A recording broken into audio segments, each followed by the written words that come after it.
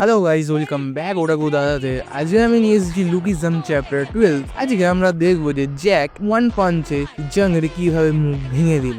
Start করা যায় কিনা। আমরা দেখি যে জং জ্যাকের সাথে ফাইট করতে সামনে আসে এন্ড আমরা দেখি যে জং হাসতে হাসতে জ্যাককে বলে, এই তোকে দেখলেই আমার রাগ উঠে যাচ্ছে, তোকে দেখলে আমার মাথা খারাপ হয়ে যাচ্ছে। And তারপরে হাত দিয়ে ইশারা করে বলে, এই এখানে আয় তো, এখানে আয়, এই গান্ডু এখানে আয়। চিন্তা করিস না, আমি তোকে মারবো না আর তোকে কামড়াবো না, ঠিক আছে? তুই শুধু আমার কাছে আয়, আয় আয়। জ্যাক কাছে যেতেই জ্যাং বলে, আরে আমি তোকে মারবো না, তোকে আমি মারি কখনো? আর সাথে সাথেই একটা পাঞ্চ মারে জ্যাকের দিকে, কিন্তু জ্যাক সেটাকে জ্যাক সেই পাঞ্চটাকে এক হাতেই ধরে ফেলে এন্ড আর একটা হাত জ্যাকের পকেটেই থাকে। এটা থেকে জ্যাং পুরোপুরি শক হয়ে যায়, কিন্তু সে এই শকটাকে সবার সামনে না দেখিয়ে সে ভান করে বলে, কি হয়েছে, তুই কি ভয় পেয়ে গেলি নাকি? এবার কিন্তু আসলেই আমি তোকে মারবো, এটা তো জাস্ট একটা ট্রেলার ছিল, যাতে তুই ভয় পাস না, তুই তো এতেই ভয় পেয়ে গেছিস না না। And সে আবারও একটা পাঞ্চ মারে জ্যাককে মুখে, বাট জ্যাক ওইটাকেও খুব সহজেই নিজের পকেটের দুটো হাত রেখে ডজ করে ফেলে, কারণ জ্যাক চায় না যে মীরা জানে যে সে কারোর সাথে ফাইট করছে। জ্যাক ইউইকে বলে, ও ইউই, তুই কি মীরার খুব ক্লোজ ফ্রেন্ডদের মধ্যে? ইউই বলে, না তেমন, আমি ওর অত ক্লোজ ফ্রেন্ডের মধ্যে নয়।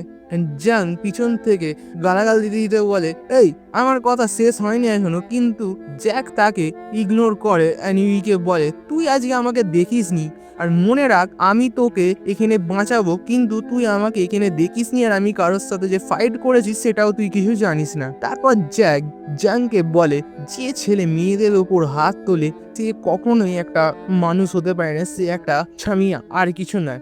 জাং তখন রেগে গিয়ে গালাগাল দিতে দিতে বলে, দাঁড়া আমি তোকে দেখাচ্ছি বলে আর একটা পাঞ্চ মারে, কিন্তু জ্যাক উল্টো হাতেই তার মুখে এক ঘুষি মেরে চশমা ভেঙে যায়। And জাং ভাবে, আমি সব ঝাপসা ঝাপসা কেন দেখছি? জ্যাক বলে, কি রে তোর লেগেছে নাকি?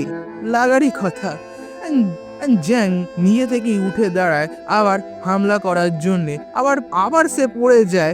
জ্যাক এক হাতেই পকেটে রেখে তাকে পেটাতে থাকে। And এটা আমাদের ড্যানিয়েল দেখে ভাবে, এটা যে ওই টেকনিকটাই নাকি যেটা আমাকে জ্যাক শিখিয়েছিল, না এটা তো অন্য কোনো বক্সিং টেকনিক বোধহয়। And আমরা তখন দেখি যে জ্যাক তার পায়ের পজিশন চেঞ্জ করে আর একটা পাঞ্চ মারে জ্যাংয়ের, সেটাতে উড়ে যায়। অ্যান্ড জ্যাংয়ের হাওয়াই চটি থেকে শুরু করে সব কিছু পার্টস থেকে শুরু করে যা কিছু ওর পকেট ছিল সেইগুলো পড়তে থাকে, নিচে পড়ে যায় অ্যান্ড তার মুখ থেকেও রক্ত বেরোতে থাকে। অ্যান্ড ড্যানিয়েল তখন মনে ভাবে, এই পাঞ্চটা তো ওই পাঞ্চটা থেকেও পাওয়ারফুল পাঞ্চ। অ্যান্ড জ্যাক তখন জাংকে লাথি মারতেই থাকে এবং বলে, তুই মেয়েদের ওপর হাত তুললি কি করে? হ্যাঁ, তুই জানিস না মেয়েদের গায়ে হাত তোলা এটা বড় একটা পাপ, এটা বড় একটা ভুল, এরকম করে বকতে থাকে। এন্ড ইউই আর ড্যানিয়েল তখন ভাবে, মনে হয় জ্যাক একটুখানি উল্টো পাল্টাই কথা বলে ফেলছে এখানে। এন্ড জ্যাক এটা পিছন থেকে শুনে বলে, এই আমি যেটা বলছি সেটা ঠিকই বলছি, তোরা কিছু বলবি না, তোরা চুপচাপ থাক। তারপর জ্যাক ড্যানিয়েলকে বলে, এই ড্যানিয়েল, তোর যদি মনে হয় তুই আমাকে এখনো ক্ষমা করিসনি, তাহলে তুই আমাকে এসে আরেকটা পাঞ্চ মেরে দে, তারপর তুই তোর হিসাব শোধ করে নে। And ড্যানিয়েল তখন মনে ভাবে, এটা কি তাহলে সে আমার থেকে ক্ষমা চাইছে, সে আমাকে সরি বলছে জ্যাক? দেন সিন শিফট হয়, ভাস্কোকে আমরা দেখি জিম ওয়ার্কআউট করছে and একটা ভারী ওয়েট তুলতে পারছে না, তার একটু অসুবিধা হচ্ছে এবং তার কান চুলকাচ্ছে, মনে ভাবছে তার তাই জন্য মন বসছে না। ভাস্কর তখন একটু কাঁদতে লাগে যে আমার থেকে এই ওয়েটটা কেন উঠছে না, এটা তো আমি খুবই সহজে উঠিয়ে দিতে পারি, কেন?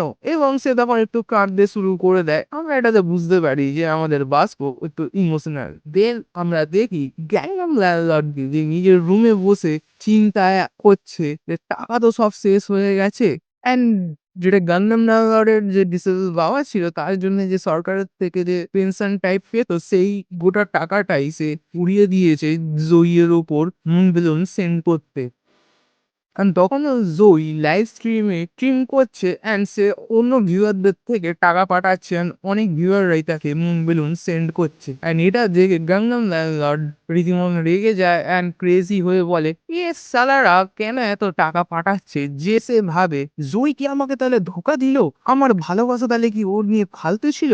কি ফালতু মেয়ে! এবং জই লাইভ শেষ করতে ল্যান্ডলর্ড অ্যান্ড জইয়ের লাইভ শেষ হতে গাংনাম ল্যান্ডলর্ডকে আমরা দেখি সে বাথরুমে দৌড়ায়, কারণটা তোমরা সবাই জানো যে সে কি করে। And তারপর সে আবার তার কম্পিউটার স্ক্রিনের সামনে আসে অ্যান্ড জইয়ের একটা স্ক্রিনশট নেয়। জয়ী স্ক্রিনশটে যে স্ক্রিনের যে ছবিটা ছিল তার একটা উইন্ডো ছিল ঘরে, অ্যান্ড সেই উইন্ডো দেখে তার নাম অ্যান্ড লোকেশনটা খোঁজার চেষ্টা করে, অ্যান্ড ঘন্টার পর ঘন্টা সে নাম মিলিয়ে মিলিয়ে অনলাইনে পুরো সোশ্যাল মিডিয়া থেকে লিস্ট বার করে ফেলে।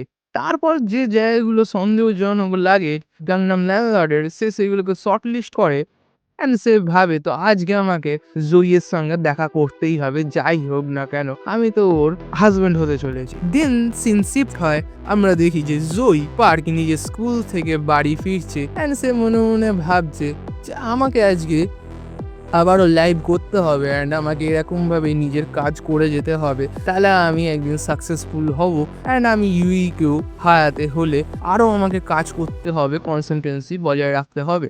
অ্যান্ড জয়ী তখন নিজেও ভাবছে যে আমি কিভাবে আবার ড্যানিয়েলের কাছে যেতে পারবো এবং ড্যানিয়েলের সঙ্গে ভালো সম্পর্ক করতে পারবো। ঠিক তখন আমরা দেখি যে জয়ীকে দেখে দাঁড়িয়ে আছে গ্যাংনাম ল্যান্ডলর্ড একটা গলির মধ্যে, and জয়ীকে দেখে তার ইরাদা কিছু ঠিক লাগছে না, আর একটা নোংরা হাসি হাসছে গ্যাংনাম ল্যান্ডলর্ড, and সে বলে শেষমেশ আমি তোকে পেয়েই গেলাম জয়ী। তো আজকের এপিসোড এখানেই শেষ হলো।